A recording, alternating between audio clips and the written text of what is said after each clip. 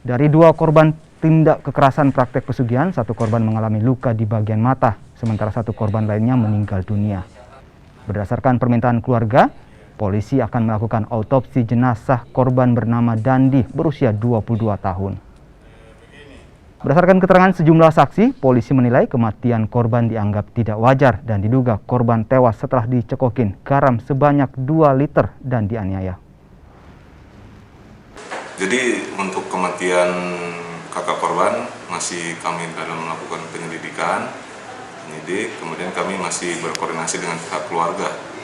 Rencananya memang ke depan penyidik akan melakukan otopsi terhadap kakak korban. Laporan untuk otopsi sendiri dari pihak keluarga korban sudah diterima polisi, Pak? Hari ini kami masih menunggu dari pihak keluarga korban. Kemarin sudah komunikasi, rencananya hari ini akan melapor secara resmi ke Polres. Siapa-siapa saja, Pak, dilibatkan nanti dalam otopsi nanti? Nanti kami tunggu laporan resminya dulu, nanti setelah itu kami berkoordinasi dengan pihak dokter.